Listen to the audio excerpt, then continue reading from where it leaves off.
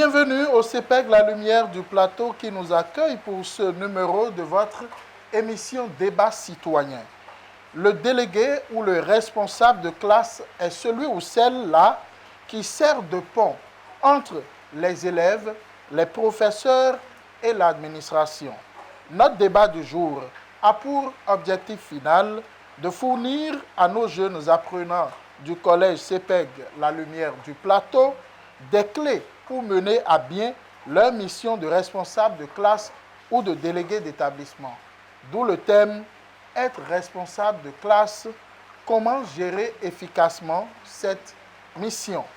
Pour débattre de ce sujet, ce matin autour de ce plateau mobile qui s'est déplacé au CEPEG La Lumière dans la commune de Pobet, autour de moi, Jocelyne Dagbozoukou.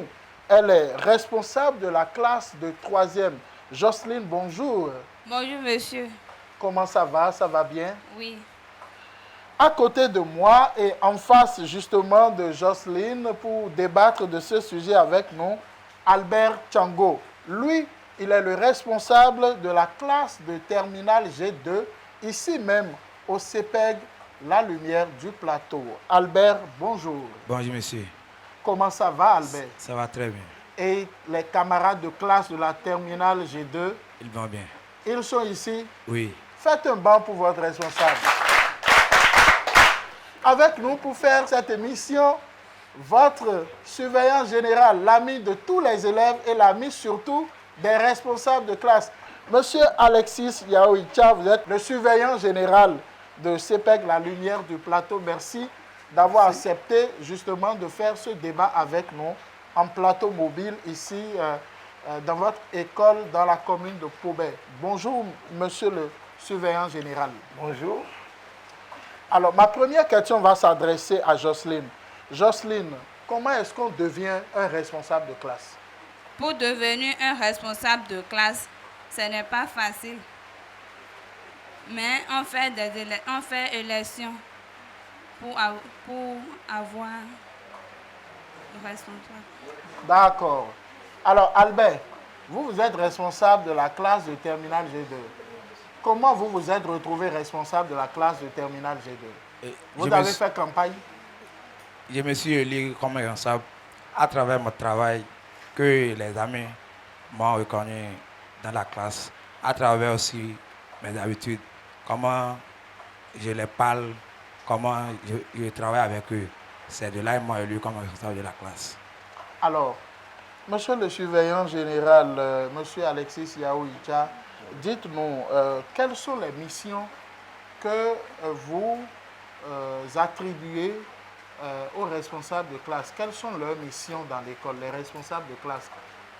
Ces responsables-là sont choisis par leurs camarades de classe eux-mêmes, à travers leur comportement d'abord, leur comportement. Le travail aussi, ils doivent être de bons travailleurs. Alors, pour répondre à votre question, les missions qui sont dévolues voilà, aux responsables de classe. Aux responsables, c'est ça. Donc, dans un premier temps, ils sont, je dirais, le responsable, comme le nom l'indique, de leur classe, dans chaque classe. Et ils sont d'abord les écouteurs, ils doivent écouter attentivement leurs camarades de classe. S'ils ont un problème, si les camarades ont un problème, alors ils soumettent ce problème-là à ces responsables-là d'abord. Et quitte à eux de trouver une solution à ces problèmes-là que leurs camarades ont dans leur classe. Alors, que faire si la classe demande à un responsable de classe de mentir pour couvrir un camarade? Qu'est-ce qu'il faut faire? Albert? Un responsable de classe ne doit jamais couvrir son camarade pour mentir. Jocelyne, est-ce qu'un responsable de classe doit mentir pour couvrir une de ses camarades ou un de ses camarades? Non, ça n'existe pas. Comment réagir quand un professeur est injuste avec un élève? Lorsque la classe constate qu'un professeur est injuste avec un élève, qu'est-ce qu'il faut faire en tant que responsable de classe, Albert? En tant que responsable de classe, il doit aller voir le professeur secrètement pour lui parler gentiment et lui expliquer le cas dans lequel il n'est pas injuste. Après maintenant, il va écouter ce que le professeur va dire. Jocelyne, Oui, monsieur. qu'est-ce qu'il faut faire dans ce cas? Moi, je vais aller directement voir le surveillant pour lui dire ça. D'accord. Vous comprenez alors que les approches sont différentes selon qu'on est responsable de classe. Le premier responsable de classe, Albert, estime qu'il devra se rapprocher gentiment, poliment du professeur pour lui poser le problème de l'élève concerné et en appeler à sa souplesse, à sa flexibilité. Par contre, Jocelyne, à l'opposé, aussi responsable de la classe de 3e, a dit que lui, il porte directement le litige auprès du surveillant général. Alors, monsieur le surveillant général, dans ce cas de figure, qu'est-ce qui est prescrit par l'école et qu'est-ce qui est recommandé aux responsables de classe, monsieur Alexis Yaoucha? Ok, je vous remercie. Dans un premier temps, ce qu'il faille faire, c'est ça le responsable de la terminale G2 vient de dire. Donc, avant d'aller directement voir le surveillant général en tant que responsable de sa classe, je crois qu'il faut gentiment s'approcher de ce professeur-là et l'écouter d'abord. Et c'est après cela que le responsable peut faire un tour chez le surveillant pour lui en parler du problème. Alors, un élève sèche souvent les cours, quitte la maison, dit aux parents je viens à l'école, mais n'est jamais à l'école. En tant que responsable de classe, Jocelyne, est-ce que tu le dénonces à l'administration ou tu ne le dénonces pas? Je le dénonce parce que ce n'est pas bon. Il gâte l'argent de ses parents. D'accord. Il gâte l'argent de ses parents, donc Jocelyne décide de le dénoncer. Et toi, Albert, est-ce que tu le dénonces ou tu le couvres? Je le dénonce. D'accord. La classe veut boycotter un cours parce que la tête du professeur ne plaît pas à la classe ce jour-là, ou alors le professeur a puni injustement un élève et la classe se rebelle contre le professeur. En tant que responsable de classe, que faudra-t-il faire, Albert? Selon moi, je vais d'abord parler à la classe. S'il ne m'écoute pas, j'irai voir le surveillant général pour lui rapprocher le problème. Très bien. Et toi, Jocelyne? Si c'est moi, je rapproche vers la classe. J'ai la même position que Albert. Alors, sur les deux, les positions et les appréciations, les commentaires convergent. Monsieur le surveillant général, que faut-il faire dans ce cas face à un enseignant qui punit un élève et de leur position d'apprenant, ils estiment que la punition est injuste. Que faut-il faire lorsqu'on est responsable de classe? Très bien. Je vous remercie. Lorsqu'on est responsable de classe, c'est ça ils ont dit, avant même d'aller voir un membre de l'administration, je dirais, c'est ce qu'il faille faire d'abord. C'est ça qu'ils viennent de dire. Et nous avons entendu. Quitte au responsable, maintenant, c'est-à-dire, je parle de l'administration. L'administration, bien sûr. Voilà. D'appeler peut-être, vous avez parlé d'un professeur qui a appelé injustement. Nous, on l'appelle et on l'écoute. Si effectivement il a puni l'élève injustement, nous, on a des reproches à lui faire, simplement. Très bien. Merci beaucoup, monsieur le surveillant général. Nous allons aborder le volet gestion des conflits lorsqu'on est responsable de classe. Public, vous êtes avec nous? Oui. Au CPEG, la lumière du plateau. Lumière, travail, succès. Au CPEG, la lumière du plateau. Lumière, travail, succès. Au CPEG, la lumière du plateau. Lumière, travail, succès. Est-ce qu'il vous arrive de ne pas vous entendre entre vous, camarades de classe? Oui. Alors, monsieur les responsables de classe, voilà la réponse du public, vos camarades, qui estiment qu'il arrive bien des fois où un malentendu naît et vous n'arrivez pas à réconcilier les parties. Alors, comment gérer un conflit entre vous, deux camarades de classe, entre deux élèves, sans prendre parti, sans être sur quelqu'un parmi les deux? Parce que l'autre dit j'ai raison, l'un dit j'ai raison, et vous, vous êtes arbitre en tant que responsable de classe. Comment vous gérez ce conflit sans prendre position pour Francis parce qu'il vous offre gratuitement souvent à la récréation quelques pâtés? Comment vous gérez ça, Albert? Oui, selon moi, si ce cas de problème arrive, je vais d'abord interpeller les deux personnes, leur parler, les écouter, ce qui est à la base de ce qui s'est passé. S'ils parlent et je vois qu'il y a quelqu'un qui a tort et qu'il y a quelqu'un qui a raison, je vais d'abord appeler celui qui a tort là.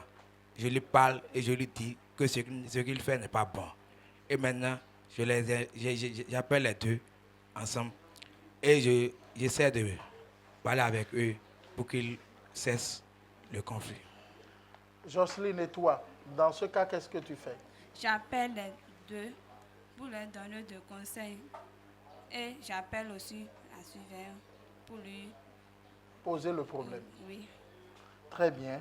Voilà deux approches contradictoires. Monsieur Yaoucha Alessi, surveillant général du CPEG, la lumière du plateau.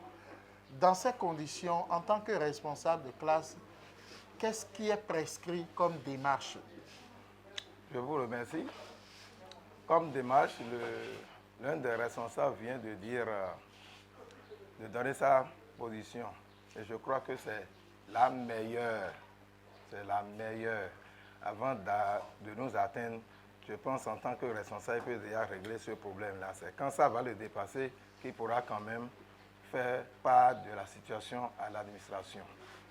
Jocelyne, qu'est-ce qu'il faut faire quand tu prends une décision en tant que responsable de classe et la classe, tes camarades ne se retrouvent pas dans cette décision et se retournent contre toi? Qu'est-ce que tu fais dans ce cas? Je vais les appeler et je leur dis que j'ai fait quoi. S'ils ne me répondent pas, j'allais voir le surveillant et les informer. Et qu'est-ce que toi tu fais dans ce cas, Albert? C'est l'administration qui va nous aider à gérer le problème. Je vais voir en même temps le surveillant général pour lui exposer le problème. Très bien. Monsieur le surveillant général, qu'est-ce qu'il faut faire dans ce cas? Ce qu'il faut faire simplement, c'est ça, ils viennent de dire les deux responsables. Alors, nous allons aborder une autre question assez sensible en ce que ça concerne beaucoup plus les filles à l'école. Nous allons aborder la question de harcèlement en milieu scolaire. Comment parler d'un problème de harcèlement sans mettre la victime en danger? Je vais commencer d'abord par Jocelyne, qui est fille. Jocelyne, il y a une de tes camarades de classe qu'un professeur, je vais utiliser un thème vulgaire, familier, qu'un professeur est en train de draguer et elle dit non au professeur. Et le professeur ne veut pas écouter. Et ta camarade vient se plaindre à toi en tant que responsable de classe. Qu'est-ce que tu fais en ce moment en tant que responsable de classe? Directement, moi, je vais aller voir le fondé. Voilà. C'est sans détour, sans débat et sans transition, sans intermédiaire. Directement, Jocelyne décide d'aller se plaindre à celui qui a créé son établissement même pour qu'il prenne ses responsabilités. Alors, Albert, si c'était toi, qu'est-ce que tu ferais dans ce cas? Oui, si c'était moi aussi j'allais faire comme Jocelyne. Mais selon moi, c'est la personne même qui a dit ce qui s'est passé. Donc tu tires la personne par la main et tu traînes la personne avec toi auprès du fondé, c'est bien ça? Oui, c'est ça. Alors, monsieur le surveillant général, des cas sont légion dans nos écoles où des enseignants tombent facilement amoureux de leurs apprenantes, ne se maintiennent pas, ne se retiennent pas, non, aucune retenue, ne les considère pas comme leurs enfants et passent à la vitesse supérieure en trahissant justement, en violant le rapport qui doit lier une apprenante à un enseignant. Dans ce cas, vous avez écouté vos deux responsables de classe. Qu'est-ce que vous recommandez aux responsables de classe lorsque de telles situations surviennent? Ok, je vous remercie. Ils viennent de dire les deux qu'ils iront directement voir le fondé de l'établissement. Exactement. C'est bien aussi. Dans ce cas, il n'y a pas un problème sans solution. Donc tout problème a toujours une solution. Et qu'est-ce que nous faisons en tant que responsables, en tant qu'administratifs? Il suffit d'inviter la jeune fille et de dire, bon, dis-nous simplement comment ça s'est passé. Qui t'a appelé maintenant? Les parents. Et leur mettre cela à l'oreille, c'est simplement ça. Alors, le débat va se faire également avec vous, public. C'est maintenant votre moment. Dites-nous, pour être un responsable de classe, selon vous, quelles sont les qualités qu'il faut avoir? Moi, je m'appelle Alimé Mimtaz. Je suis en classe de 3e. Pour être responsable dans une classe, il faut travailler. Il faut ne pas être un pagailleur. Alors, monsieur le surveillant général, pour être un responsable de classe, quelles sont les qualités qu'il faut avoir? Oui, il me semble que c'est l'élève de la 3e a souligné deux choses. Il a parlé qu'il faut être travailleur et qu'il faut être comment encore? Il ne faut pas être pagailleur, il faut être sérieux. Voilà. D'abord, il a oublié un point capital. Un responsable de classe doit être respectueux. Respectueux. Oui, ouais, quand tu ne respectes pas, tes camarades ne vont pas te respecter. Ça, voilà, j'ajoute ça à ces deux qualités de tout à l'heure. Donc, il faut être respectueux. C'est important. Alors, monsieur le surveillant général, Albert, Jocelyne, nous sommes presque au terme de cette émission, mais je vais, comme je vous l'ai dit, votre rôle en tant que responsable de classe doit être clair. Vous devez, et tous les responsables de classe dans le public avec vous, doivent savoir que être responsable de classe, vous êtes le porte-parole de la classe. Vous êtes le porte-parole de la classe, vous êtes appelé à remonter les problèmes de la classe aux autorités de l'école sans prendre parti. Vous devez être, vous l'avez souligné au cours de ce débat, le médiateur. Vous devez essayer de désamorcer les conflits entre les camarades élèves à vous qui vous ont élu responsable de classe avant que, si ça échoue à ce stade-là, de le porter au niveau du professeur principal. Si ça échoue au niveau du professeur principal, le porter au surveillant général. Et si ça échoue au niveau du surveillant général, le porter au directeur de l'école. Vous devez, en tant que responsable de classe, vous devez être le relais d'information. Vous devez communiquer à la classe la programmation des devoirs. Lorsque le censeur programme les devoirs, il vous revient à vous, responsables de classe, de communiquer les dates des devoirs à vos amis, à vos camarades de classe. Et si entre-temps il y a perturbation parce que dans la programmation il y a jour férié et que vous ne pouvez pas être à l'école et que le censeur a modifié, il vous revient encore à vous de passer de maison en maison au besoin ou de bouche à oreille en informant vos camarades de ce changement-là. Si le surveillant et l'administration fixent la date des journées culturelles, c'est à vous de porter l'information à vos camarades. Vous devez vous assurer que tout le monde est informé. Tous les camarades sont informés de la décision de l'école. Vous devez, pour être responsable de classe, vous devez être ponctuel au cours. Ça veut dire que vous venez au cours à l'heure. Pour être responsable de classe, vous l'avez souligné, et le surveillant général a souligné, vous devez être respectueux. Vous devez être respectueux. Le surveillant a dit également ceci, vous devrez montrer l'exemple. Vous devez montrer l'aigle.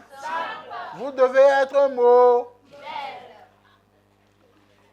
Si vous n'êtes rien de tout ça, vous perdez toute crédibilité aux yeux de vos camarades. Alors, je vais finir cette émission en vous donnant 5 clés pour être un très bon responsable de classe.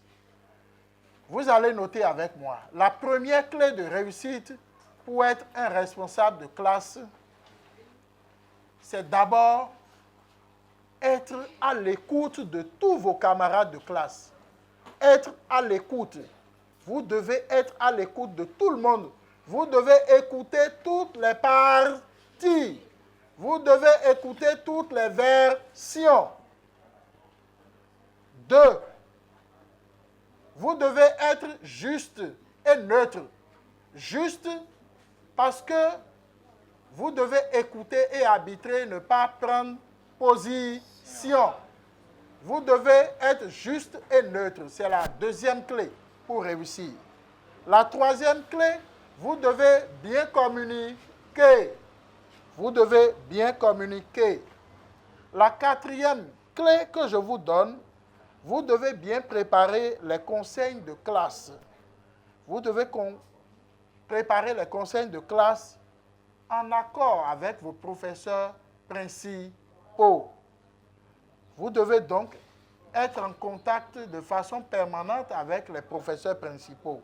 La cinquième clé que je vous donne et qui fait de vous un très bon responsable de classe et qui vous permet de réussir à bien votre mission de responsable de classe, eh bien, votre rôle, c'est de transmettre les problèmes lorsque vous n'avez pas réussi à les résoudre. L'objectif, l'idéal et le souhait, c'est que, en tant que responsable de classe, vous résolviez les problèmes à votre niveau et que demain, 2 camarades qui sont en froid le lundi, le mardi, quand ils se rencontrent, puissent se serrer la main et se reparler. Si vous n'avez pas réussi à ce niveau-là, ou s'il y a des problèmes de harcèlement sexuel qui dépassent visiblement votre compétence, eh bien, vous les portez au niveau de l'administration. Et quelle est votre interface directe en tant que responsable de classe au niveau de l'administration? Votre interlocuteur, votre interface directe, c'est qui, Albert? C'est monsieur le surveillant général. Alors, vous devez travailler main dans la main avec monsieur le surveillant général. Et c'est lui qui règle les conflits que vous n'arrivez pas, vous, à régler à votre niveau en tant que responsable de classe. Est-ce qu'on est d'accord, Jocelyne? Oui. Je vais définitivement conclure cette émission en vous donnant 5 clés. 5 clés que vous devez éviter comme piège. En tant que responsable de classe, vous ne devez pas faire 1. Le chef. Le responsable de classe est celui qui doit être humble. Il ne doit pas faire le chef. Le responsable de classe ne doit pas faire le chef. 2. Le responsable de classe ne doit pas fatiguer les professeurs. Le responsable de classe ne doit pas fatiguer les professeurs. 3e clé. Le responsable de classe ne doit pas prendre parti. Le responsable de classe ne doit pas prendre parti. Et la dernière clé comme piège que vous devez éviter en tant que responsable de classe, c'est que vous ne devez pas tolérer le désordre, l'indiscipline. Est-ce que le responsable de classe doit tolérer le désordre? Non. Est-ce que le responsable de classe doit tolérer l'indiscipline? Non. Au CEPEC, la lumière du plateau. Travail, succès. Ce sera tout pour cette émission réalisée par Éducation aux manettes. À la mise en onde de cette émission débat citoyen de ce jour, Ferdinand Zamba à la console, assisté de Fabio Tiunti, à la présentation Romuald Logbo, à la prise d'image Cyril Achissou, assistant de réalisation Gloria Adivesodé, Pour ce plateau, j'ai eu la complicité de Alexis Yaouicha, surveillant général, ici même au CEPEG La Lumière du Plateau, de Albert Tchango, il est le responsable de la classe de terminale G2, ici même au CEPEG La Lumière du Plateau de Pobet, et puis une jeune gentille fille qui se prénomme Jocelyne et qui se nomme Dagbo Zunku. Elle est responsable de la classe de 3e. Merci à toutes et à tous. On se retrouve la semaine prochaine pour un autre numéro de débat citoyen pour vous préparer à gérer la cité de deux. Pour vous préparer à être un bon ministre de. Pour vous préparer à être un bon député de. Pour vous préparer à être un bon président de la République de.